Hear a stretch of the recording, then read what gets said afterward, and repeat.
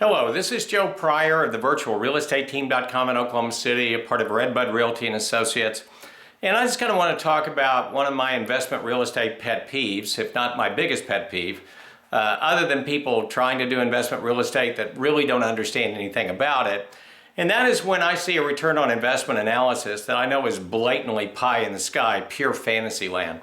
You know, I see this on LoopNet in commercial all the time. I'll see an apartment built in 1928, and they're saying that, you're not really going to have much maintenance at all, maybe $500 a unit. And I know when I drive by it that they're off by about, a couple of $1,000%.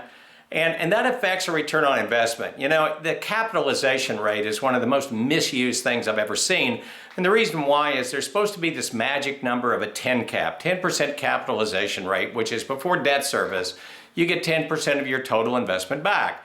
And that's supposed to be a buy signal. Well, how people get there sometimes is a little crazy. Sometimes it's based on the fact that they're really saying, well, in the best case scenario. So in other words, they may have a 30% vacancy rate, but they're saying, well, it'll be a 5% vacancy rate after you put a couple of $1 million into it, maybe. And so therefore they pump the numbers up. Or, in the case of commercial where you've got 200 or 300 units, you better have a bad debt reserve in there. Because a bad debt reserve in an apartment complex renting at about $500 a unit is going to have a lot of bad debt, and you're going to have a lot of collections, and that's not factored in.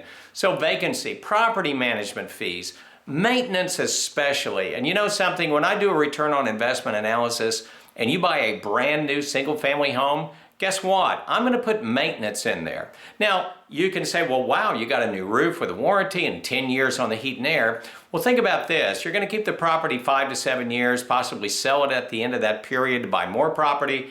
And then what happens? You're going to have to replace the carpet to make sure that an owner-occupant buys it because there's a lot of wear and tear. So even on things like that, you really need to put the proper numbers in there. You need to have maintenance on everything that you do. So many things are left out and misunderstood or misrepresented in most cases that, trying to get to that 10 cap is really ridiculous. I mean, I have some people that buy on a 7% capitalization rate, but you ought to see what they factor in. They factor in the worst case scenario. So when you're talking to someone, say, hey, is that kind of the best case scenario, that everything is working perfectly and everything is right with the world, that's going to be the proper return? Ask them for 3 kinds of things that they can look at. Say, hey, in the best of all possible worlds, what is it going to be? Now, in the worst of all possible worlds, what is the capitalization rate going to be? And then try to give me something in the middle. When we estimate rentals, for instance, we don't estimate, well, gee, maybe we can get $1,700 a month for this when we know it's $1,300 a month. And even if it's $1,300 a month, we may give you a range and say, look, it's $1,200 to $1,300 because times of the year affect rental. And so we're going to use right in the middle at $1,250 to give you a long-term idea about what your return on investment is going to be.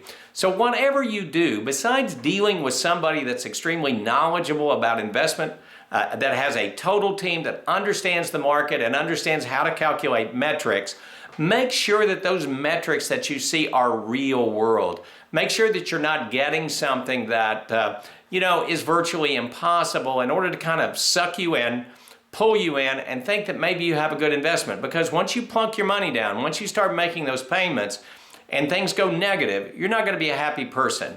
Always make money on the buy. Always make sure that when you buy that, you're getting the right information on return on investment. This is Joe Pryor of the virtualrealestateteam.com in Oklahoma City, where we deliver traditional real estate values at the speed of technology.